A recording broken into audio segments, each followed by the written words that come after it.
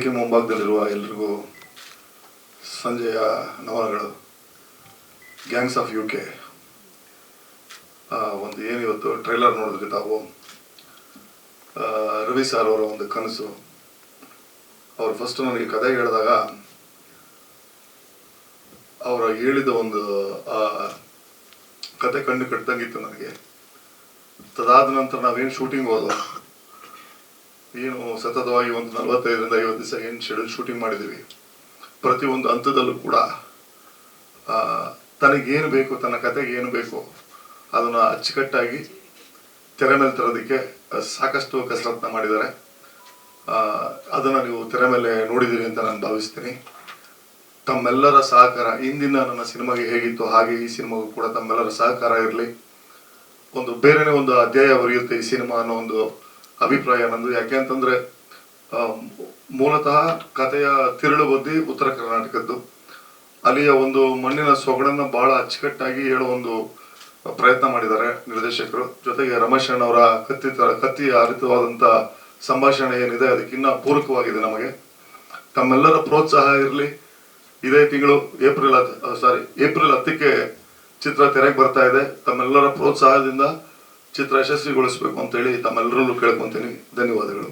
ಇಲ್ಲಿ ನಾನು ಸಿನಿಮಾ ನೋಡಿಲ್ಲ, ಆದರೆ ರವಿ ಶ್ರೀವತ್ಸವ ಅವ್ರ ಮೇಲೆ ಇರತಕ್ಕಂಥ ಒಂದು ಅಭಿಮಾನ ಗೌರವಕ್ಕೆ ನಾನು ಬಂದೆ. ಅವರು ಸುಮಾರು ಸಲ ಪಿಕ್ಚರ್ ನೋಡೋಕ್ಕೆ ಹೇಳಿದ್ರು, ನಾನು ನೋಡೋಕ್ಕಾಗಲಿಲ್ಲ. ಆದರೆ ಒಂದು ರವಿ ಶ್ರೀವತ್ಸ ಅವನದೇ ವಿಧವಾದ ಒಂದು ಬ್ರ್ಯಾಂಡು, ಒಂದು ಆ್ಯಕ್ಷನ್, ಎಮೋಷನ್ ಎಲ್ಲವನ್ನು ಇಟ್ಕೊಂಡೇ ಸಿನಿಮಾ ಮಾಡಿರ್ತಾರೆ. ರವಿ ಶ್ರೀವತ್ಸ ಅಂದಿದ ತಕ್ಷಣ ಎಲ್ಲರಿಗೂ ಅನ್ಸೋದು ಏನು ಅಂತಂದರೆ, ಅಯ್ಯೋ ಇವ್ನು ವೈಲೆನ್ಸ್ ಜಾಸ್ತಿ ಮಾಡಿರ್ತಾನೆ, ಅದು ಮಾಡಿರ್ತಾನೆ. ಈ ವೈಲೆನ್ಸು ನೀವು ಹಿಂದಿ ಪಿಕ್ಚರಲ್ಲೂ ನೋಡಿರ್ತೀರ, ಅದು ನಮ್ಮ ಕಣ್ಣಿಗೆ ಅದು ಕಾಣಲ್ಲ, ನಮ್ಮ ಕನ್ನಡದಲ್ಲಿ ಮಾತ್ರ ಅದು ಜಾಸ್ತಿ ಅಂತ ನಮಗೆ ಅನಿಸುತ್ತೆ. ಆದರೆ ಕತೆಗೆ ತಕ್ಕನಾಗಿ ಯಾಕೆ ಅಂತಂತಂದರೆ ರವಿ ಶ್ರೀವತ್ಸ ಜೊತೆ ಈ ಸಲ ಸ್ವಲ್ಪ ರಮೇಶ್ ಅವರು ಸೇರಿಕೊಂಡು ಒಂದು ಸ್ವಲ್ಪ ಕೆಲಸ ಮಾಡಿ ಜೊತೆಯಲ್ಲಿ ಇರೋದ್ರಿಂದ ಸ್ವಲ್ಪ ಕಮ್ಮಿ ಮಾಡ್ಕೊಂಡಿದ್ದಾರೆ ರವಿ ಶ್ರೀವತ್ಸ. ಇದುವರೆ ಇನ್ನೂ ಜಾಸ್ತಿ ಆಗಿರೋದು ಏನೋ ಗೊತ್ತಿಲ್ಲ. ಆದರೆ ನನ್ನ ಹಿತೈಷಿಗಳು, ನನ್ನ ಆತ್ಮೀಯರಾದಂಥ ಸಂಜೀವಣ್ಣವರು ಮನೆಯಲ್ಲಿ ಅವ್ರಿಗೆ ಪಿಕ್ಚರ್ ನೋಡೋದಕ್ಕೆ ವ್ಯವಸ್ಥೆ ಮಾಡಿಕೊಟ್ಟಿದ್ದೆ. ಅವರು ಪಿಕ್ಚರ್ ನೋಡಿದ ತಕ್ಷಣ ನನಗೆ ಫೋನ್ ಮಾಡಿ ಹೇಳಿದ ಒಂದೇ ಮಾತು, ನಾನು ಈ ಸಿನಿಮಾ ನೋಡಿದ ಮೇಲೆ ಬಾಬು ಖಂಡಿತ ನನಗೆ KV ರಾಜು ಅವರು ಈ ಸಿನಿಮಾದಲ್ಲಿ ನನಗೆ ಕಾಣಿಸಿದ್ರು. ಯಾಕೆಂತಂದರೆ ನಿಜ KV ರಾಜು ಸ್ಟೈಲಲ್ಲೇ ರವಿ ಪಿಕ್ಚರ್ ಮಾಡಿದರೆ ತುಂಬ ಚೆನ್ನಾಗಿದೆ, 100% ಕರೆಕ್ಟಾಗಿ ರಿಲೀಸ್ ಮಾಡಬೇಕು ಅಂತಂತ ಹೇಳಿದ್ರು. ಅದಕ್ಕೆ ನಮ್ಮ ಗಾಂಧಿನಗರದ ವಿತರಕರು ಮಹಾನ್ ಬಾಬರು ನಮ್ಮ ಚಂದನ್ ಸುರೇಶ್ ಅವರು, ಸೊ ಅದಕ್ಕೆ ಅವ್ರ ಆಫೀಸ್ನಲ್ಲಿ ಪರಿಚಯ ಮಾಡಿಸಿ ರವಿಗೆ, ನೋಡಪ್ಪ ನೀನು ಯಾವ ಆಫೀಸಲ್ಲಿ ಹೋದರೆ ಕರೆಕ್ಟಾಗಿ ಎಲ್ಲ ನೀಟಾಗಿ ಎಲ್ಲ ಮಾಡಿಕೊಡ್ತಾರೆ ಅಂತೇಳಿ ಅವ್ರಿಗೆ ಸ್ವಲ್ಪ ಗುರ್ತು ಮಾಡಿಕೊಟ್ಟೆ. ರವಿಗೆ ಒಳ್ಳೇದಾಗಬೇಕು. ಯಾಕೆ ಅಂತಂದರೆ ಅವನು ಫಸ್ಟ್ ಟೈಮು ಎಲ್ಲವನ್ನು ತನ್ನ ಒಂದು ಇದನ್ನು ಪಣಕ್ಕಿಟ್ಟು ಅವನಿಗೆ ಸ್ವಂತ ನಿರ್ಮಾಣ ಮಾಡಿದ್ದಾರೆ. ಹಾಗೂ ಇಂಡಸ್ಟ್ರಿಗೋಸ್ಕರ ಭಾಳಷ್ಟು ವರ್ಷಗಳಿಂದ ಆತನು ಸೇವೆ ಸಲ್ಲಿಸಿದ್ದಾರೆ. ಅವ್ರ ಜೊತೆ ನಮ್ಮ ಎಡಿಟರ್ ರೆಡ್ಡಿ ಕೂಡ ಕೈ ಜೋಡಿಸಿದ್ದಾರೆ. ಎಲ್ಲರೂ ಸೇರಿಕೊಂಡು ಆಮೇಲೆ ನಮ್ಮ ಲೇಡಿ ಸೋನು ಅವರು ಅವರಿಗೆ ಅವ್ರ ಜೊತೆಲೇ ನಿಂತು ಸಹಾಯ ಮಾಡಿದ್ದಾರೆ. ನನಗೆ ಎಲ್ಲದಕ್ಕಿಂತ ಹೆಚ್ಚಾಗಿ ಒಬ್ಬ ನಿರ್ಮಾಪಕನಾಗಿ ರವಿ ಶ್ರೀವತ್ಸ ಇಂಡಸ್ಟ್ರಿಗೆ ಹುಡ್ಕೋಬೇಕು. ಯಾಕೆಂತಂದರೆ ಒಂದು 100 ಜನಕ್ಕೆ ಊಟ ಹಾಕೋ ಒಬ್ಬ ನಿರ್ಮಾಪಕ ಹುಡ್ಕೊಂಡ್ರೆ ಎಲ್ಲರಿಗೂ ಎಲ್ಲ ರೀತಿಯಲ್ಲೂ ಒಳ್ಳೆಯದಾಗುತ್ತೆ. ಫಸ್ಟ್ ಟೈಮ್ ಸಿನಿಮಾ ಮಾಡಿದ್ದಾನೆ, ಅವ್ನು ಆಲ್ ದ ಬೆಸ್ಟ್, ಒಳ್ಳೆಯದಾಗಲಿ ಅಂತ ಹೇಳಿ ನಮ್ಮ ಕಡೆಯಿಂದ ಅವ್ನು ಯಾವ ರೀತಿ ಕೇಳಿದ ನಮ್ಮ ಒಂದು ಸಹಾಯ ಅಂತಂತಂದರೆ ಮಾರಲ್ ಸಪೋರ್ಟ್ ಮಾಡ್ತಾಯಿದ್ದೀವಿ. ಸೊ ಯಾವತ್ತಿದ್ರೂ ಅವ್ನು ನಮ್ಮ ಜೊತೆಯಲ್ಲಿ ಇರ್ತಾನೆ, ನಾವು ಅವ್ರ ಜೊತೆಯಲ್ಲಿ ಇರ್ತೀವಿ. ಅದೇ ಥರ ರಮೇಶ್ ಅವರು ಮೊದಲಿಂದನೂ ಈ ಸಿನಿಮಾ ಒಂದು ಜೊತೆಯಲ್ಲಿ ನಿಂತ್ಕೊಂಡು ಸಹಾಯ ಮಾಡ್ತಾಯಿದ್ದಾರೆ. ಅವ್ರಿಗೂ ಸಹ ನಾನು ಥ್ಯಾಂಕ್ಸ್ ಹೇಳೋಕ್ಕೆ ಇಷ್ಟಪಡ್ತೀನಿ. ಪತ್ರಕರ್ತರು ದಯವಿಟ್ಟು ಈ ಸಿನಿಮಾನ ನೀವು ಥಿಯೇಟ್ರಲ್ಲಿ ನೋಡಿ, ವೈಲೆನ್ಸ್ ಜಾಸ್ತಿ ಇದೆ ಅನ್ನೋದಕ್ಕಿಂತ ಎಷ್ಟೋ ಹಿಂದಿ ಪಿಕ್ಚರ್ಗಳನ್ನ ನಾವು ಆ ಹೆಸರುಗಳು ಹೇಳೋದು ಬೇಡ, ಬಟ್ ಅವು ಯಾತಕ್ಕೋಸ್ಕರ ಮಾಡಿದ್ದಾರೆ ವೈಲೆನ್ಸನ್ನು ಅನ್ನೋದನ್ನು ಆ ಕಥೆಯಲ್ಲಿ ಹೇಳ್ಕೊಂಡು ಹೋಗುವಾಗ ನಾನು ಆ ಕತೆ ಕೇಳಿದ್ದೀನಿ, ತುಂಬ ಚೆನ್ನಾಗಿ ಮಾಡಿದ್ದಾರೆ. ದಯವಿಟ್ಟು ಸಹಕಾರ ಕೊಡಿ. ಆಮೇಲೆ ನಾಗೇಂದ್ರಣ್ಣ ಸ್ವಲ್ಪ ಜನ ಜಾಸ್ತಿ ಬರಬೇಕಿತ್ತು ಅಂತ ಕಾಣುತ್ತೆ, ಪ್ರೆಸ್ ಅವರು ಯಾಕೋ ಕಮ್ಮಿ ಇದ್ದಾರೆ. ಇನ್ನೊಂದು ದಿನ ಸಿನಿಮಾ ರಿಲೀಸ್ ಒಂದಿನ ಮುಂಚೆ ಏನಾದರೂ ನೋಡಿ. ಹೌದಾ, ಏನು ಅಲ್ಲಿವರೆಗೂ ಇರ್ತಾರೆ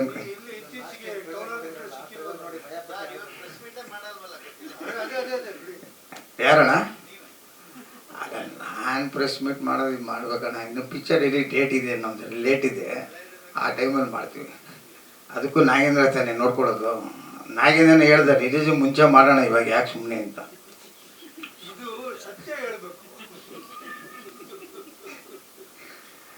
ಅದಾವಶ್ ರವಿ, ಇನ್ನೂ ಹಲವಾರು ಚಿತ್ರಗಳನ್ನ ನೀವು ನಿರ್ಮಿಸಬೇಕು ನಿಮ್ಮ ಬ್ಯಾನರಲ್ಲಿ. ಅವು ಈ ಸಿನಿಮಾ ಜೊತೆ ನಿಮ್ಮ ಈ ವೈಲೆನ್ಸನ್ನು ಸ್ವಲ್ಪ ಕಮ್ಮಿ ಮಾಡಿ ಸೈಲೆಂಟಾಗಿ ಯಾವುದನ್ನ ಒಂದು ಫ್ಯಾಮಿಲಿ ಸಿನಿಮಾ ಕೊಡೋದಕ್ಕೆ ನೆಕ್ಸ್ಟು ಟ್ರೈ ಮಾಡಿ. ಯಾಕೆಂತಂತಂದರೆ ನಿಮಗೆ ಅದೊಂದು ಬ್ರ್ಯಾಂಡ್ ಮಾಡಿಬಿಟ್ಟಿದ್ದಾರೆ. ಆ ಬ್ರ್ಯಾಂಡಿಂದ ನೀವು ಆಚೆ ಬರಬೇಕು ಅನ್ನೋದು ನನ್ನ ಆಸೆ. ಯಾಕೆಂದರೆ ನಿನ್ನ ಹತ್ರ ಹಲವಾರು ಕಥೆಗಳಿದೆ, ಅಪ್ಪ ಮಗನ ಸೆಂಟಿಮೆಂಟಿಂದ ಹಿಡಿದು ತಾಯಿ ಮಗನ ಎಲ್ಲ ಕಥೆಗಳಿದೆ. ಈ ಸಿನಿಮಾ ಆದಮೇಲೆ ಇದೇ ಬ್ಯಾನರಲ್ಲಿ ಖಂಡಿತ ನೀವು ಮಾಡ್ತೀರಾ ಅಂತ ನಂಬಿಕೆ ಇದೆ. ಆಗಲಿಲ್ಲ ಅಂತಂತಂದರೆ ಖಂಡಿತ ನಮ್ಮ ಸಿನಿಮಾ ಆದಮೇಲೆ ನಾನೇ ನಿಮಗೆ ಅವಕಾಶ ಕೊಡ್ತೀನಿ, ಖಂಡಿತ ಸಿನಿಮಾ ಮಾಡೋಣ. ಯಾಕಂತಂತಂದರೆ ಬ್ರ್ಯಾಂಡ್ ಆಗೋಕ್ಕೆ ಹೋಗಬೇಡಿ, ಒಂದು ಒಳ್ಳೆಯ ಸಿನಿಮಾ ಮಾಡಿ. ಈ ಸಿನಿಮಾಯಿಂದ ಆಚೆ ಬಂದು ಒಳ್ಳೆಯದಾಗಲಿ. ಸ್ವಲ್ಪ ರಮೇಶ್ ಅವರು ವೇದಿಕೆ ಬಂದು ಮಾತಾಡಿದ್ರೆ ಚೆನ್ನಾಗಿರುತ್ತೆ. ಯಾಕಂದರೆ ನೀವೆಲ್ಲ ಮಾತಾಡಿದ್ಮೇಲೆ ನಾವು ಮಾತಾಡಿದ್ರೆ ಕರೆಕ್ಟು. ಊರು ಮುಂಚೆ ನಾವು ಏನು ಅಂತ ಮಾತಾಡೋಣ, ನಿಮ್ಮ ಕತೆ ಗೀತೆ ಎಲ್ಲ ಹೇಳಿದ್ರೆ ಅದನ್ನು ಇಟ್ಕೊಂಡು ನಾವು ಒಂದು ಸ್ವಲ್ಪ ಸ್ಕ್ರೀನ್ ಪ್ಲೇ ಮಾಡ್ಬೋದು. ಅದನ್ನು ಮೊದಲೇ ಮೈಕ್ ಕೊಟ್ಟಿದ್ದು ತಪ್ಪಾಗೋಯ್ತು ಅಂತ ಕಾಣುತ್ತೆ. ಕರೆಕ್ಟ್ ಅವಸಣ?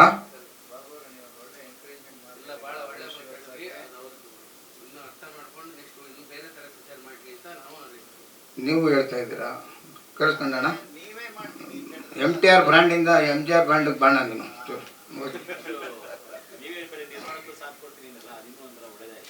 ಎಲ್ಲ ಮಾಡಿದ್ದಾರೆ ಅವ್ರು, ನನ್ನ ಬ್ಯಾನರಲ್ಲಿ ಸಿನಿಮಾ ಮಾಡಿದ್ದಾರೆ. ಬಾಬು ಒಂದು ವಿಷಯ ಏನು ಗೊತ್ತಾ ಬಾಬಣ್ಣ, ಒಂದು ವಿಷಯ ಬರೋಕ್ಕೆ ನಿನ್ನೆ ನಾನು ಅವರು ಮಾತಾಡ್ತಾ ಒಂದು ವಿಷಯ ಹೇಳಿದ್ರು. ತಾಯಿ ಅನ್ನೋ 2 ಅಕ್ಷರಕ್ಕೆ ಅರ್ಥ ತುಂಬ ಜನಕ್ಕೆ ಗೊತ್ತಿಲ್ಲ. ಅದರದ್ದೇ ಒಂದು ಕತೆ ಮಾಡಿ ಇಟ್ಟಿದ್ದೀನಿ, ಮಾಡಿ ತೋರಿಸ್ತೀನಿ ಸಿನಿಮಾನ ಅಂತ ಒಂದು ಮಾತು ಹೇಳಿದರು. ಸೊ ಅದಕ್ಕೆ ಸೂರಪ್ಪ ಬಾಬುನೇ ನಿರ್ಮಾಪಕರಾದರೆ ಬೆಟರ್ ಅನಿಸ್ತಾ ಇದೆ. ಅಲ್ಲ, ನಾವು ಇದಕ್ಕೆ ಮುಂಚೆನೇ ಕೊಡೋದಾರಪ್ಪ, ನಮ್ಮ ಬ್ಯಾನರಲ್ಲಿ ಆಲ್ರೆಡಿ ಮಾಡಿದ್ದಾರೆ. ನಾನೇ ಈ ಸಬ್ಜೆಕ್ಟ್ಗೆ ಆಯ್ತು ಮಾಡೋಣ. ಅದು ನೀನೇ ಕತೆ ಕೇಳಿ ಓಕೆ ಮಾಡೋ. ಓಕೆ ಕೇಳ್ತೀನಿ. ಅಡ್ವಾನ್ಸ್ ಫಸ್ಟ್ ನನಗೆ ಬರಲಿ. ಅಡ್ವಾನ್ಸು ನೀನೇ ಕೊಟ್ಬಿಡು, ಆಮೇಲೆ ನಾನು. ಎಲ್ರಿಗೂ ನಮಸ್ಕಾರ. ಸೊ ನಾನು ಪ್ರತಿ ಸಲ ಮಾಧ್ಯಮದವ್ರನ್ನ ನಮ್ಮ ಮತ್ತು ಜನರ ಮಧ್ಯೆ ಸೇತುವೆ ಅಂತಲೇ ಹೇಳ್ತೀನಿ.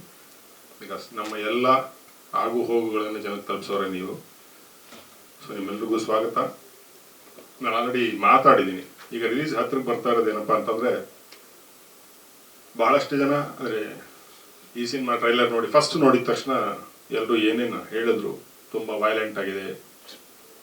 ನಮಗೆ ಬಹಳಷ್ಟು ಜನ ಕೂತ್ಕೊಂಡಾಗ ಹೇಳಿದ್ರು, ಸರ್ ಸ್ವಲ್ಪ ಜನ ನಿಮ್ಮ ಬಗ್ಗೆ ಹೇಳಿದ್ರು, ನಾನು ರವಿ ಓಪನ್ ಆಗಿ ಹೇಳ್ತೀವಿ, ಸ್ವಲ್ಪ ಜನ ಅಲ್ಲ ಸರ್, ಎಲ್ಲರೂ ಬೈದಿದ್ದಾರೆ ನಮಗೆ ಈ ಟ್ರೈಲರ್ ನೋಡಿ. ಬಟ್ 2 ನಿಮಿಷದ ಟ್ರೈಲರ್ನ ನೋಡಿ 2 ಗಂಟೆ ಸಿನಿಮಾ ಜಡ್ಜ್ ಮಾಡೋದು ತುಂಬ ಕಷ್ಟ. ನಾವು ಏನಾದರೂ ಒಂದು ರಿಯಾಕ್ಟ್ ಆಗಲಿ ಅಂತಲೇ ಆ ಟ್ರೈಲರ್ನ ಬಿಟ್ಟಿದ್ದು. ಎಲ್ಲರೂ ಬಹಳ ಹೇಳ್ತಾ ಇದ್ದಾರೆ ವೈಲೆನ್ಸ್ ಜಾಸ್ತಿ ಅನ್ನೋದನ್ನು. ಖಂಡಿತ ಒಂದು ಸೇಯಿಂಗ್ ಇದೆ ಅಷ್ಟೇ, ನಿಮ್ಗೇನಾದ್ರು ಶಾಂತಿ ಬೇಕು ಅಂತಂದ್ರೆ ಒಂದು ಕ್ರಾಂತಿ ಆಗಲೇಬೇಕು ಅಂತ. ಆ ತಿರುಳು ಈ ಕಥೆಯಲ್ಲಿದೆ. ಎಲ್ಲರೂ ಶಾಂತಿಯಾಗಿರ್ತೀವಿ, ನಮ್ಮ ಪಾಡಿಗೆ ನಾವಿರ್ತೀವಿ. ಯಾರ್ದೋ ಒಂದು ಸೇಡು ಅಥವಾ ಒಂದು ಯಾವುದೋ ಒಂದು ಕ್ಷಣಿಕದ ಕೋಪ ಒಂದು ಇನ್ಸಿಡೆಂಟ್ ಲೀಡ್ ಆದರೆ ಅದು ಎಲ್ಲಿಂದ ಹೇಗೆ ಹಾಕೊಂಡು ಹೋಗುತ್ತೆ ಅನ್ನೋದು ಈ ಕತೆ. ಅದನ್ನು ಸಿನಿಮಾ ನೋಡಿದಾಗ ಬಹುಶಃ ಇವತ್ತು ನಮ್ಮನ್ನು ಯಾರ್ಯಾರು ಬೈತಾ ಇದ್ದಾರೆ ಅವರು ನಾಳೆ ಸಿನಿಮಾ ನೋಡಿದಾಗ ಇದು ಮಾಡಿರೋದ್ರಲ್ಲಿ ಅರ್ಥ ಇದೆ, ನ್ಯಾಯ ಇದೆ ಅಂತ ಅಂತಾರೆ. ಈಗ ತಾನೇ ಬಾಬು ಸರ್ ಒಂದು ಮಾತು ಹೇಳಿದ್ರು, ಬೇರೆ ಸಿನಿಮಾ ನೋಡಿದಾಗ ತುಂಬ ಚೆನ್ನಾಗಿ ಕಾಣುತ್ತೆ ಅವ್ರಿಗೆ, ನಮ್ಮಲ್ಲಿ ಆದಾಗ ತುಂಬ ಕಮೆಂಟ್ಗಳು ಬರುತ್ತೆ ಅಂತ. ಅದು ಮೊದಲಿಂದ ಬಹುಶಃ ಈ ಮಾತನ್ನ ಬೇರೆ ಲ್ಯಾಂಗ್ವೇಜ್ ಅವರು ಹೇಳ್ತಾರೆ ಅಂತ ಅನ್ಸುತ್ತೆ. ಎಲ್ರಿಗೂ ಅಷ್ಟೇ, ಒಂದೇ ಗಾದೆ ಹಿತ್ತಲ ಗಿಡ ಮದ್ದಲ್ಲ, ಅದು ನಮಗೂ ಅಷ್ಟೇ ಅವ್ರಿಗೂ ಅಷ್ಟೇ.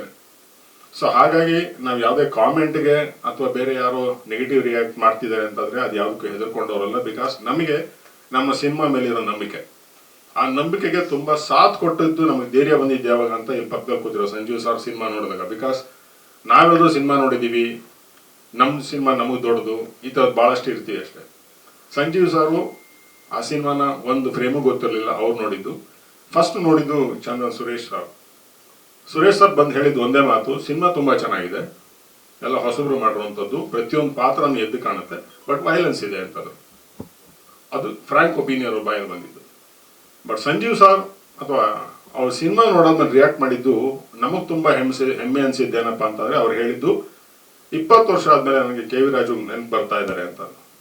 ಒಂದು ನಾನು ಅವತ್ತು ರವಿಗೆ ನಾನು ಅವತ್ತಿರಲಿಲ್ಲ ಸಿನಿಮಾ ನೋಡಿದಾಗ ರವಿಗೆ ನಾನು ಒಂದು ಮಾತು ಹೇಳಿದೆ, ನಾವು ಅವರಿಬ್ಬರು ಶಿಷ್ಯರಾಗಿದ್ದಕ್ಕೆ ಸಾರ್ಥಕ ಆಯ್ತು ಇವತ್ತು ಅಂತಂದೆ. ಅಟ್ಲೀಸ್ಟ್ ಯಾರೋ ಒಬ್ರು 20 ವರ್ಷ ಆದಮೇಲೆ ನಮ್ಮ ಗುರುಗಳನ್ನ ನೆನೆಸ್ಕೊತಾ ಇದ್ದಾರೆ ಅಂತಂದರೆ ಬಹುಶಃ ಅವ್ರ ಮಟ್ಟಕ್ಕೆ ನಾವು ರೀಚ್ ಆಗಿ ಟ್ರೈ ಮಾಡ್ತಾ ಇದ್ದೀವಿ ಅಂದರೆ ಅವ್ರು ಶಿಷ್ಯರಾಗಿದ್ದಕ್ಕೆ ಸಾರ್ಥಕ ಆಯಿತು ಅಂತ ಅನ್ಕೊಂಡು. ಇದೇ ಮಾತನ್ನು ಬಹುಶಃ ಇಲ್ಲಿರೋ ನೀವು ಅಥವಾ ಸಿನಿಮಾ ನೋಡಿದವರು ಖಂಡಿತ ಹೇಳ್ತಾರೆ ಅನ್ನೋ ಒಂದು ಧೈರ್ಯದಲ್ಲೇ ನಾವಿದ್ದೀವಿ. ಈಗ ನಿಧಾನವಾಗಿ ನಮ್ಮ ಪ್ರಮೋಷನ್ ಆಕ್ಟಿವಿಟೀಸ್ ಶುರು ಆಗ್ತಾ ಇದೆ.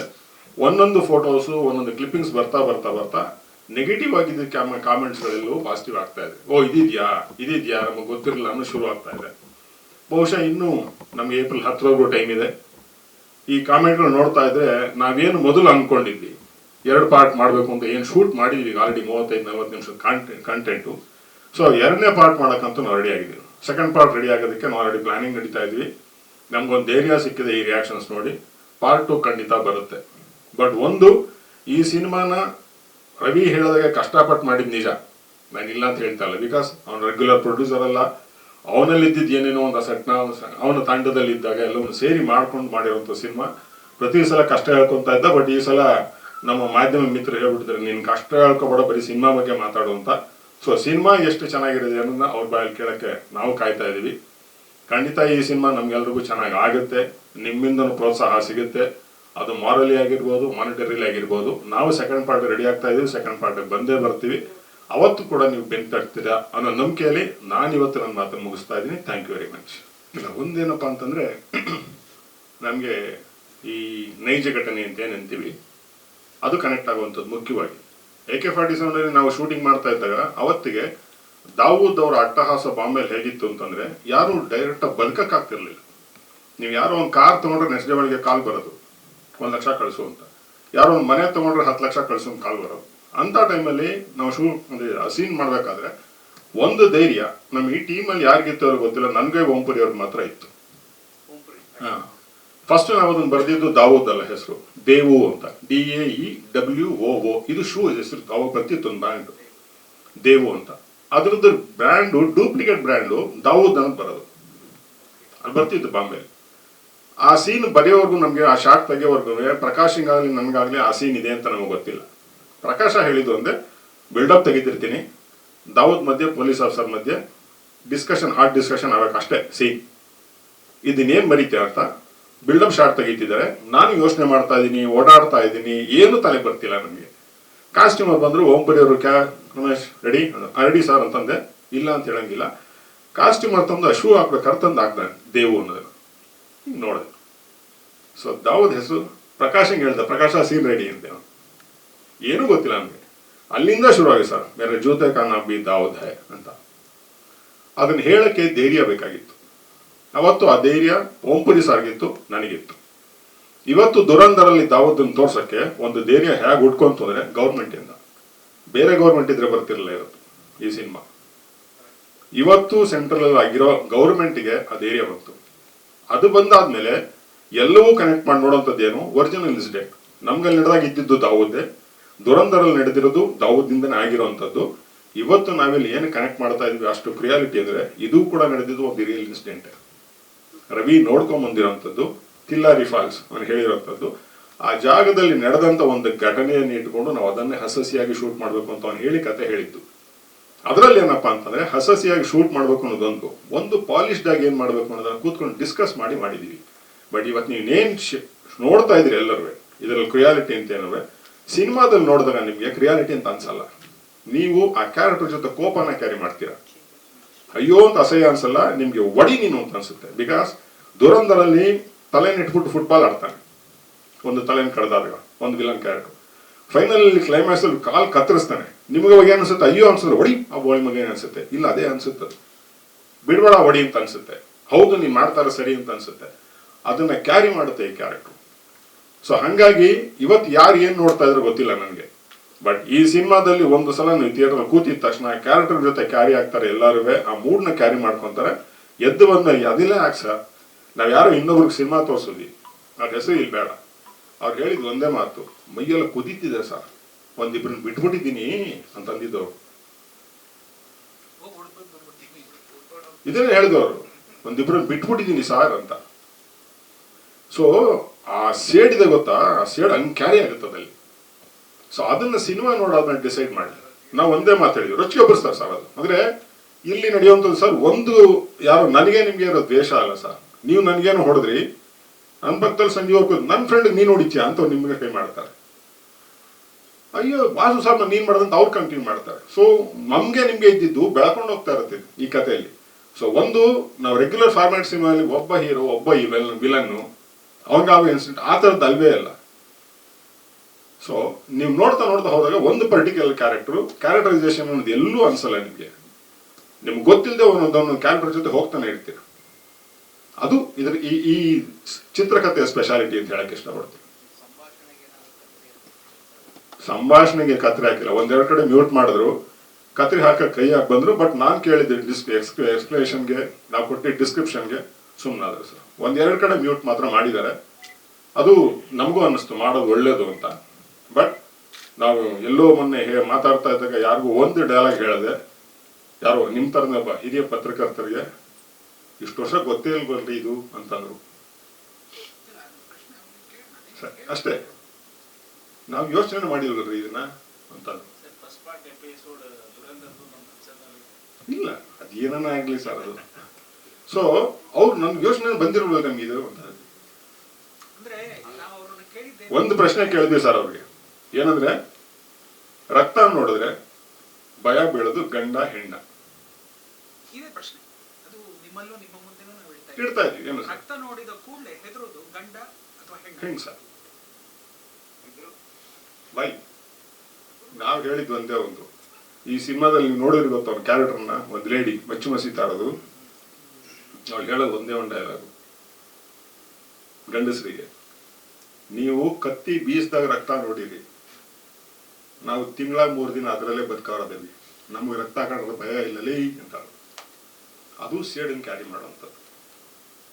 ಈ ಥರದ ಡೈಲಾಗ್ನ ನೀವು ರೀಲ್ಗೆ ಹತ್ತತ್ತು ನೋಡ್ತೀವಿ. ವೇದಿಕೆ ಮೇಲೆ ಇರ್ತಕ್ಕಂತಹ ಒಬ್ಬ ಅಣ್ಣ ಅಂತ ಯಾವಾಗಲೂ ನಾನು ಮುನ್ನಡ್ಕೊಂಡು ಹೋಗ್ತಾ ಇದ್ದೆ. ಇವತ್ತು ಜೊತೆಯಲ್ಲಿ ಈ ಪಕ್ಕದಲ್ಲಿ ಬಾಬು ಅಣ್ಣ, ಈ ಪಕ್ಕದಲ್ಲಿ ಚಂದನ್ ಸರ್, ಆ ಪಕ್ಕದಲ್ಲಿ ಸಂಜೀವ್ ಸರ್, ಇವರೆಲ್ಲರೂ ನೋಡ್ತಾ ಇದ್ರೆ ಪಕ್ಕಾ ಸಲಗತ್ತರ ಇದ್ದಂಥ ನನಗೆ ನನ್ನ ಹಿಂದೆ ಇವತ್ತೊಂದು 100 ಆನೆ ಬಲ ಸಿಗ್ದಂಗೆ ಆಗಿದೆ. ಸೊ ಇದು ಫಸ್ಟು ನಾನು ಸಿನಿಮಾವನ್ನು ಮುಗಿಸಿ ನಿಮ್ಮೆಲ್ಲರ ಮುಂದೆ ಹಿಂದಿನ ಒಂದು ಪ್ರೆಸ್ ಮೀಟಲ್ಲಿ ಸಿಕ್ಕಿದಾಗ ಇದು ನಂಗೆ ಇರಲಿಲ್ಲ. ಅವಾಗಿದ್ದೇನು ಅಂತಂದರೆ ಒಬ್ಬ ನಿರ್ದೇಶಕನಾಗಿ ಒಂದು ಸಿನಿಮಾವನ್ನು ಮಾಡ್ಕೊಂಡ್ಬಂದು ಸೆನ್ಸಾರ್ ಮಾಡ್ಕೊಂಡ್ಬಂದು ನಿಮ್ಮ ಮುಂದೆ ಕೂತಿದ್ದೆ ಅನ್ನೋ ಒಂದು ಖುಷಿ ಇತ್ತು. ಆದರೆ ಕಳೆದ ಒಂದು 6 ದಿವಸ ಈ ಗಾಂಧಿನಗರದ ಎಲ್ಲ ರಸ್ತೆಗಳನ್ನು ಸುತ್ತಿ ಎಲ್ಲವನ್ನು ಮಾಡಿ ಒಂದಷ್ಟು ಬಡವಳ್ದು ಎಲ್ಲವನ್ನು ಆದ ಮೇಲೆ in fact for the first time ಸಿನಿಮಾನ ನೋಡಿದ್ದು that was one and only Chandan sir ಮತ್ತು ಅವ್ರ ಮಗ ಇಬ್ಬರು ನೋಡ್ತಾರೆ. ರಾತ್ರಿ 7 ಗಂಟೆಗೆ ಹೊರಗೆ ಬಂದು ಬೆನ್ನು ತಟ್ಟಿ ಸಿನಿಮಾ ಚೆನ್ನಾಗಿದೆ, ಆದರೆ ಇಲ್ಲಿ ಆಗಿರೋ ವಿಷಯ ಏನು ಅಂದರೆ ಎಲ್ಲರೂ ಹೊಸಬರೇ ಇದ್ದಾರೆ. ಸೊ ಸ್ಕ್ರೀನಲ್ಲಿ ಅದರಲ್ಲೂ ಕನ್ನಡ ಮತ್ತು ಕರ್ನಾಟಕ ಈ ಆಡಿಯನ್ಸ್ ಕೇಳೋದೇನು ಅಂತಂದರೆ ಹೀರೋ ಯಾರು, ಹೀರೋಯಿನ್ ಯಾರು ಇದನ್ನೆಲ್ಲ ಕೇಳ್ತಾರೆ. ಅದರಲ್ಲಿ ಒಂದು ಕಡೆ ಎಲ್ಲೋ ಒಂದು ಕಡೆ ನನಗೆ ಬೇಸರ ಆಯಿತು. ಎರಡನೇದೇನು ಅಂತಂದರೆ ವೈಲೆನ್ಸನ್ನು ತುಂಬ ವೈಭವೀಕರಿಸಿದ್ದೀರಾ ಅಂತ ಅಂದರು. ನಾನು ಕೇಳಿದ್ದು ಒಂದೇ, ಸಿನಿಮಾ ನಿಮಗೆ ಡೈಜೆಸ್ಟ್ ಆಯಿತಾ, ಸಿನಿಮಾ ನಿಮಗೆ ಇಷ್ಟ ಆಯಿತಾ? ಓ ಚೋಡೋ ರವಿ ಬಾಯ್ ಬಹುತ್ ಅಚ್ಚಾ ಹೈ ಅಂತ ಅಂದರು. ಆ ಖುಷಿ ಅವ್ರ ಮುಖದಲ್ಲಿ ನೋಡಾದ್ಮೇಲೆ ಅವ್ರ ಹತ್ರ ನಾನು ಕೇಳಿಕೊಂಡೆ, ನನ್ನ ಈ ಸಿನಿಮಾವನ್ನು ಹೇಗಾರು ಮಾಡಿ ಪರದೆ ಮೇಲೆ ಬರಲಿಕ್ಕೆ ನಂಗೆ ಸಹಾಯ ಮಾಡಿಕೊಡ್ತೀರಾ ಅಂತ ಕೇಳಿಕೊಂಡೆ. ಅಲ್ಲಿಂದ ಇಲ್ಲಿವರೆಗೂ ಒಂದು 6 ತಿಂಗಳ ಕಾಲ ನಮ್ಮ ಈ ಹೋರಾಟ ಸೆಣಸಾಟ ಎಲ್ಲವೂ ನಡ್ಕೊಂಡು ಬಂದಿದೆ. ನನ್ನ ಮತ್ತು ಚಂದನ್ ಸರ್ ಮಧ್ಯೆ ಇದ್ದಂತಹ ಒಂದು ಸಂಬಂಧ ಏನು ಅಂತಂದರೆ 97ರಲ್ಲಿ ಬಿಡುಗಡೆ ಆದಂತಹ ಒಂದು ಪೊಲೀಸ್ ಸ್ಟೋರಿ ಅನ್ನೋ ಒಂದು ಸಿನಿಮಾ. ಆ ಸಿನಿಮಾವನ್ನು ಚಂದನ್ ಸರೇ ರಿಲೀಸ್ ಮಾಡಿಕೊಟ್ಟಿದ್ದು. ಆವಾಗ ನಾನು ನೋಡಿದಂತಹ ಚಂದನ್ ಸರ್. ಅದಾದಮೇಲೆ ಪ್ರಾಯಶಃ ಒಂದು 30 ವರ್ಷ ಆದಮೇಲೆ ನನ್ನನ್ನು ಆ ಒಂದು ಬಾಗಿಲಿಗೆ ಕರ್ಕೊಂಡು ಹೋಗ್ಬಿಟ್ಟಿದ್ದು ಯಾರು ಅಂತಂದರೆ ದಟ್ ವಾಸ್ ಬಾಬು ಸರ್ ಹತ್ರ ನಾನು ಕೇಳಿಕೊಂಡೆ ಏನು ಮಾಡ್ಬೋದು. ಯಾಕೆ ಅಂತಂದರೆ ನಾವು ಹೊಸದಾಗಿ ಬಂದಿದ್ದೇವೆ, ಹೊಸದಾಗಿ ಅಂಬೆಗಾಲಿಟ್ಟು ಈಗ ಈ ಪ್ರೊಡಕ್ಷನ್ ಅನ್ನೋದೇನಂತಾರೆ ಅದಕ್ಕೆ ಬಂದಿರಬೇಕಾದ್ರೆ ಏನು ಮಾಡಬೇಕು. ಯಾಕೆಂತಂದರೆ ಯಾವಾಗೂ ಏನಂದರೆ ಬಾಬು ಸರ್ ಅನ್ನೋ ಒಂದು ಜೀವ ಏನು ಅಂತಂದರೆ ಯಾರೇ ಬರಲಿ ಏನೇ ಮಾಡಲಿ ಯಾರು ಅವ್ರು ಎಂಥವರೇ ಆಗಿರಲಿ ಅವ್ರಿಗೊಂದು ಒಳ್ಳೆ ದಾರಿಯನ್ನು ತೋರಿಸ್ಕೊಡುವಂತಹ ಒಂದು ಸಹೃದಯ ನಿರ್ಮಾಪಕ. ಸೊ ಫಸ್ಟು ನಾನು ಅವರು ಚಂದನ್ ಸರ್ಗೆ ತೋರಿಸಿದ ನಂತರನೇ ಮಾರನೇ ದಿವಸ ನಾನು ಬಾಬು ಸರ್ ಹತ್ರ ಹೋಗಿದ ತಕ್ಷಣ ಹೀಗಿದೆ, ನಂಗೆ ಏನಾದ್ರು ಒಂದು ಮಾತನ್ನ ಹೇಳ್ಬೋದಾ, ಚಂದನ್ ಸರ್ಗೆ ತೋರಿಸಿದೆಯಮ್ಮ, ತೋರಿಸು ಅಂತ ಹೇಳಿದ್ದು ಅವರೇ, ತೋರಿಸಿದೆಯಮ್ಮ ಆಮೇಲೆ ತೋರಿಸ್ದೆ ಅಂತಂದೆ. ಅದಾದಮೇಲೆ ಅವರು ಮಾತಾಡಿ ಒಂದು ಹಂತದವರೆಗೂ ಎಲ್ಲವನ್ನೂ ತರ್ತಿರ್ಬೇಕಾದ್ರೇ ನನಗೆ ಸಂಜೀವ್ ಸರ್ ಅವರ ಪರಿಚಯ ಆಗತ್ತೆ. ಅದು ಕೂಡ ನನಗೆ ಮಾಡಿಕೊಟ್ಟಿದ್ದು ಬಾಬು ಸರ್. ಅವ್ರು ಹೇಳಿದ್ದೇನು ಅಂತಂದರೆ, ಎಲ್ಲರೂ ವೈಲೆನ್ಸ್ ಅಂತ ಇದ್ದಾರೆ. ಒಂದ್ಸತಿ ನಿನ್ನ ಸಿನಿಮಾವನ್ನು ಇವ್ರಿಗೆ ತೋರಿಸು, ಅವರು ತುಂಬಾ ಅನುಭವಿ, ಅವರು ಸಿನಿಮಾವನ್ನು ಒಂದ್ಸರಿ ನೋಡಲಿ ಅಂದಾಗ ಪ್ರೊಜೆಕ್ಷನ್ ರೂಮಲ್ಲೋ ಅಲ್ಲೋ ಇಲ್ಲೋ ನಾನು ಎಲ್ಲೂ ತೋರಿಸ್ದೆ. ನಮ್ಮ ಒಂದು ಪೆನ್ ಡ್ರೈವಲ್ಲಿ ನಾನು ಇಡೀ ಸಿನಿಮಾವನ್ನು ಹಾಕೊಂಡು ಹೋಗಿ ನಾನು ಸಂಜೀವ್ ಸರ್ ಮನೆಯಲ್ಲಿ ಬೆಳಗಿನ ಜಾವ 8 ಗಂಟೆ 8:15ಗೆ ಅಕ್ಕಿ ರೊಟ್ಟಿ ಕೊಟ್ಟರು, ಎಲ್ಲವೂ ಆಯಿತು, ಕಾಫಿ ಕುಡಿದ್ವಿ, ಎಲ್ಲವನ್ನು ಮಾಡಿ ಸಿನಿಮಾವನ್ನು ಸ್ಟಾರ್ಟ್ ಮಾಡಿ ಕರೆಕ್ಟಾಗಿ 10:00ವರೆಗೆ ನಾನು ಒಂದು ಮಗುವನ್ನು ನೋಡಿದೆ. ಮಗು ಅಂತಂದರೆ ಅವರಿಗೆ ಆ ಜೀವಕ್ಕೆ ಅಷ್ಟು ವೃದ್ಧಾಪ್ಯದಲ್ಲಿದ್ದರೂ ಕೂಡ ಎಲ್ಲವೂ ಆಗಿದ್ರೂ ಕೂಡ ಎದ್ದು ನಿಂತು ಚಪ್ಪಾಳೆ ತಟ್ಟಿ after 20 years I saw KV. Raju on screen ಅಂತಂದ್ರು. ನನಗೆ ಗೊತ್ತಿಲ್ದೇನೋ ಎಲ್ಲೋ ಬಂದು ಗುರುಗಳು ಕನೆಕ್ಟ್ ಆದ್ರಲ್ಲ ಅಂತ ಅಂದ್ಬಿಟ್ಟು, ನಿಜಾನಾ sir, are you happy sir ಅಂತಂದೆ. ನೋ ರವಿ, ಎಲ್ಲೂ ಕೂಡ ನೀನು ಒಂದು ಕಡೆ ಬ್ರೀತ್ ಮಾಡೋಕ್ಕೂ ಒಂದು ಸಣ್ಣ ಕಣ್ಣು ಒಂದ್ಸಲಿ ಮಿಡ್ಕಕ್ಕೆ ಕೂಡ ನೀನು ಅವಕಾಶ ಕೊಟ್ಟಿಲ್ಲ, ಸಿನಿಮಾವನ್ನ ಹಾಗೆ ಕರ್ಕೊಂಡೋಗಿದ್ಯಾ, ತುಂಬ ಜೋರವಾಗಿದೆಪ್ಪ ಅಂತಂದ್ರು. ಈಗ ನಾನು ಕೇಳೋದೇನು ಅಂತಂದರೆ, ಆ ಒಂದು ಇದರಲ್ಲಿ ಇದ್ದಂತಹ ಆ ವ್ಯಕ್ತಿಗೂ ಕೂಡ ಆ ಸಿನಿಮಾ ಎಲ್ಲೋ ಒಂದು ಎಮೋಷ್ನಲ್ ಕಂಟೆಂಟ್ ಆಗಿ ಎಲ್ಲೋ ಒಂದು ಕ್ಲೈಮ್ಯಾಕ್ಸ್ ಅಲ್ಲಿ ಹೋಗಿ ಟಚ್ ಮಾಡಿದೆ ಅಂತಂದರೆ, ಖಂಡಿತವಾಗ್ಲೂ ಅಲ್ಲಿ ನಾನು ಹೊರಗಡೆ ಬಂದು ಬಾಬು ಸರ್ ಫೋನ್ ಮಾಡ್ತೀನಿ, ಅಣ್ಣ ಅವ್ರ ಪಿಕ್ಚರ್ ನೋಡಿದ್ರು, ತುಂಬ ಖುಷಿ ಪಟ್ಟರು. ಬಟ್ ಏನಾಗುತ್ತೆ, ಕೆಲವರು ಏನು ಅಂದರೆ ನಮ್ಮ ಮುಂದೆ ಒಂಥರ ನಗ್ನಗ್ತಾ ಮಾತಾಡ್ತಾರೆ, ಹಿಂದ್ಗಡೆ ಒಂಥರ ಬೇರೆ ಥರ ಮಾತಾಡಿರ್ತಾರೆ. ದಯವಿಟ್ಟು ಒಂದು ಸರಿ ನೀವು ಸಾರ್ ಹತ್ರ ಮಾತಾಡ್ತೀರಾ, ಅವ್ರಿಗೆ ಏನು ಅನ್ಸುತ್ತೆ ಅಂತ ನೀವು ಕೇಳ್ತೀರಾ ಅಂದಾಗ he has given the same answer. Babu ತುಂಬ ಚೆನ್ನಾಗಿ ಮಾಡಿದ್ದಾರೆ ಸಿನಿಮಾನ, ತುಂಬ ಖುಷಿ ಪಟ್ಟೆ ನಾನು. ಕೆ.ವಿ. ರಾಜು ನೋಡ್ದಂಗೆ ಆಯ್ತಪ್ಪ, ತುಂಬ ಖುಷಿ ಪಟ್ಟೆ, ಚೆನ್ನಾಗಿದೆ ಬಾಬು, ಈಗ ಎಲ್ಲಿವರೆಗೂ ತೊಗೊಂಡು ಹೋಗ್ತಾ ಇದ್ದೀರಾ ಈ ಸಿನಿಮಾನ ಅಂದಾಗ, ಆಗ ಬಾಬು ಸರ್ ಸ್ವಲ್ಪ ಧೈರ್ಯ ಮಾಡಿ ಅದನ್ನು ಚಂದನ್ ಸರ್ಗೆ ಹೇಳಿ, ನೀವೊಬ್ಬರೇ ಅಲ್ಲ ಇನ್ನೊಂದಿಬ್ಬರು ನೋಡಿದ್ದಾರೆ, ಎಲ್ಲರೂ ಖುಷಿ ಪಟ್ಟಿದ್ದಾರೆ, ಎಲ್ಲರೂ ಕೈ ಜೋಡಿಸಿ ಇದನ್ನು ಮುಂದಕ್ಕೆ ತೊಗೊಳೋಣ ಅಂತ ಹೇಳ್ತಾರೆ. ಸೊ ಅಲ್ಲಿಂದ ಇಲ್ಲಿವರೆಗೂ ಒಂದಷ್ಟು ವಿಷಯಗಳನ್ನೆಲ್ಲ ಮುಗಿಸ್ಕೊಂಡು, ತದನಂತರ ಆಸ್ ಇಟ್ ಈಸ್ ಇಡೀ ಟೀಮ್ ನಮ್ಮ ಹಿಂದೆ ನಿಂತಿದೆ. ಆ ಕಡೆಯಿಂದ ಎಡಭಾಗದಿಂದ ಹಿಡಿದು ಬಲಭಾಗದ ತುದಿವರೆಗೂ ಸಾಲದ್ದಕ್ಕೆ ದೂರದಲ್ಲಿರೋ ಎಲ್ಲೋ ಪ್ರವೀಣ್ ಅನ್ನೋರು, ಕೋಟೆ ಪ್ರಭಾಕರನ್ ಅವರು ಎಲ್ಲರೂ ಕೈ ಜೋಡಿಸಿದ್ರು. ಕೈ ಜೋಡಿಸಿದ ನಂತರ ಇವತ್ತು ಹಂತವಾಗಿ ಆಗೋಗ್ತದೆ. 25ನೇ ತಾರೀಕು ಶುರು ಮಾಡಿದ್ವಿ ನಮ್ಮ ಪಬ್ಲಿಸಿಟಿ ಕೆಲಸ, ಇವತ್ತು ಆಲ್ರೆಡಿ 28ಕ್ಕೆ ಬಂದ್ಬಿಟ್ವಿ. 3 ದಿವಸ ಮುಗ್ದೋಯ್ತು, ಇನ್ನು ಮುಗ್ದೋದ್ರೆ 8ಕ್ಕೆ ಬರುತ್ತೆ, 8 ಆಗಿದ ತಕ್ಷಣ ಸಿನಿಮಾ ರಿಲೀಸ್ ಆಗೋಗುತ್ತೆ, ಅದೊಂದು ಇತಿಹಾಸ ಆಗುತ್ತೆ. ಬಟ್ ಖುಷಿ ಏನು ಅಂತಂದರೆ, somewhere we are getting closer. ಎಷ್ಟು ಹತ್ತಿರ ಬರ್ತಾ ಇದ್ದೀವೋ ಅಷ್ಟು ನಾವು ಒಂಥರ ಎಲ್ಲರ ಮುಖದ ಮೇಲೆ ಒಂದು ನಗು ಇದೆ. ಆ ಒಂದು ದುಗುಡ ಅದು ತುಂಬ ದೂರದಲ್ಲಿ ಬಿಸಾಕಿದ್ದೇವೆ. ಯಾಕೆಂತಂದರೆ ಫಸ್ಟು ನಾವು ಸಿನಿಮಾ ನೋಡಿದಾಗ ನಮಗೊಂದು ಖುಷಿ ಇರುತ್ತೆ, ಬಟ್ ನೋಡ್ತಾ ಬೇರೆಯವರು ಅದನ್ನು ಆಶೀರ್ವಾದ ಮಾಡಿದಾಗ ತುಂಬ ಖುಷಿ ಆಗುತ್ತೆ.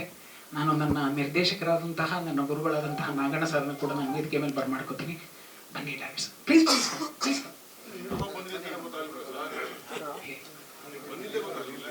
ಬನ್ನಿ ಡೈರೆಕ್ಟರ್ ಸರ್, ಬನ್ನಿ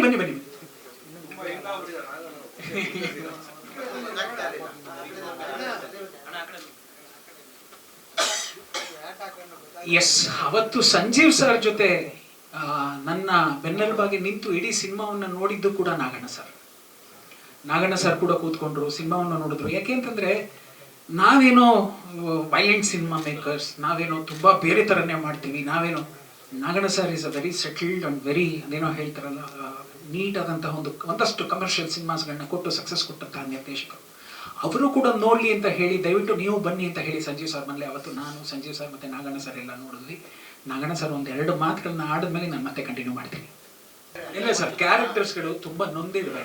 ಅಲ್ಲಿ ನಾವು ನೋಡಿದಂತಹ ಕಥೆಯಲ್ಲಿ ಸಿಕ್ಕಿದಂತಹ ಪಾತ್ರಧಾರಿಗಳೇನಿದ್ದಾರೆ ಇವತ್ತು ಜೀವಂತವಾಗಿ ರೊಚ್ಚಿಗೆದ್ದಿದ್ದಾರೆ. ಆದರೆ ಸಮಾಜ, ಸಿಸ್ಟಮ್, ಆರಕ್ಷಕರು ಇವರ ಯಾರ ಸಪೋರ್ಟು ಸಿಗ್ದಂಗೆ ಕಣ್ಣಲ್ಲಿ ರಕ್ತ ಕಣ್ಣೀರು ಹಾಕೊಂಡು ಸುಮ್ಮನಿದ್ದಾರೆ ಅಷ್ಟೇ. ನಾವೆಲ್ಲೋ ಕೇಳಿದಾಗ ನನ್ನನ್ನು ತರಬೇಡಿ ಹೊರಕ್ಕೆ, ಇನ್ನು ಬೇರೆ ಏನು ಬೇಕಾದ್ರೂ ಮಾಡ್ಕೊಳ್ಳಿ.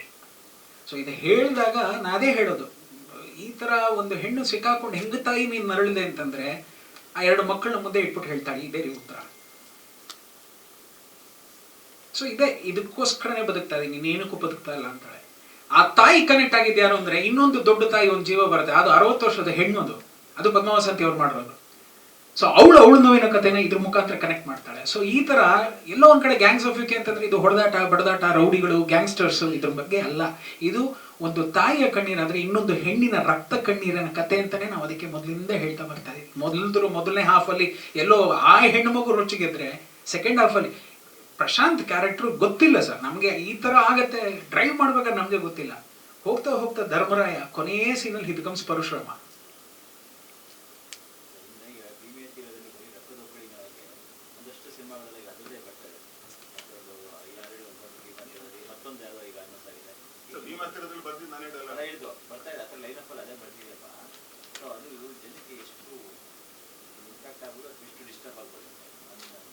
ಮತ್ತೆ ಹೆಸರುಗಳು ಸೇಮ್, 5 ಜನ ಇದೆಯಲ್ಲ, ಆ ಕಥೆಗೂ ಇದಕ್ಕೂ ಏನಾದ್ರು ಸಂಬಂಧ ಇದೆಯಾ ಅಥವಾ ಇಲ್ಲ ಸರ್, ಅದಕ್ಕೂ ಇದಕ್ಕೂ ಸಂಬಂಧನೇ ಇಲ್ಲ. ನಿಮ್ಗೆ ಭೀಮಾ ತೀರ ಅಂತ ಹೋದಾಗ ಚಂದಪ್ಪ ಹರಿಜನ್ನು, ಕೇಶಪ್ಪ ತಾವರೆಕಡ, ಶಿವಾಜಿ ಬೋರ್ಗಿ ಈ ತರ ಬರ್ತಾರೆ. ನನ್ನಲ್ಲಿ ಅದು ಬರಲ್ಲ. ನನ್ನಲ್ಲಿ ಕಾಳ, ಅವನ ಮುಗ್ಧ ತಂಗಿ ಕಾಳಿ, ಎಲ್ಲೋ ಒಂದ್ ಕಡೆ ಶಿವಯ್ಯ ಸಾವುಕಾರ, ಅವರ ಮಾವ ಬಂದು ವಿರೂಪಾಕ್ಷ ಸಾವುಕಾರ, ಇನ್ನೊಬ್ಬ ಬಂದು ರುದ್ರೇಶ. ಈ ತರ ಅಂದ್ರೆ ಎಲ್ಲೋ ಒಂದು ಸಣ್ಣ ಗಲಾಟೆಯಲ್ಲಿ ಶುರುವಾಗಿದ್ದು ಹೇಗೆ ಒಬ್ರಿಗೊಬ್ರು ರಕ್ತ ನಿರಂತರವಾಗಿ ಗುರುತನ್ನ ಬಿಡ್ತಾ ಬಿಡ್ತಾ ಬಿಡ್ತಾ ಹರ್ತಾ ಹೋಗುತ್ತೆ.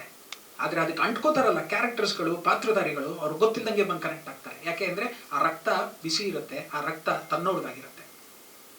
ಸೊ ಆ ನಿಟ್ಟಿನಲ್ಲಿ ಸಿಕ್ಕಿದಂತಹ ಒಂದು ಗಟ್ಟಿತನದ ಆ ಮಣ್ಣಿನ ಕಥೆ ಆಗಿದ್ರಿಂದ ಇದನ್ನ ತರಬೇಕು, ಇದನ್ನ ಮಾಡಬೇಕು ಅಂತ ಆಸೆ ಪಟ್ಟು, ನನಗೆ ಗೊತ್ತು ನಾನು ಡ್ರೈವ್ ಮಾಡ್ಬೇಕಾದ್ರೆ ತುಂಬಾ ಓವರ್ ಎಮೋಷನಲ್ ಆಗ್ತೀನಿ. ಇದನ್ನ ವೈಲೆನ್ಸ್ ಅಂತ ಏನು ಹೇಳ್ತಾ ಇದೀವಿ, ಇದು ನಾನು ಒಬ್ನೇ ಮಾಡಿದ್ದಿದ್ರೆ ಪ್ರಾಯಶಃ ಇದೇ ರೂಮಲ್ಲಿ ಬೇರೆ ಇದೇ ಈ ಜಾಗದಲ್ಲೇ ಸೆನ್ಸರ್ ಆಗಿದ್ದು, ಸೆನ್ಸರ್ ಆಗ್ತಾ ಇರ್ಲಿಲ್ವೇನೋ. ಅದಕ್ಕೆ ನಾನು ಏನ್ ಮಾಡಿದೆ, ಈ ಸರಿ ನನ್ನ ಗುರುಗಳನ್ನ ಹಿಂದೆ ಇಟ್ಕೊಂಡೆ.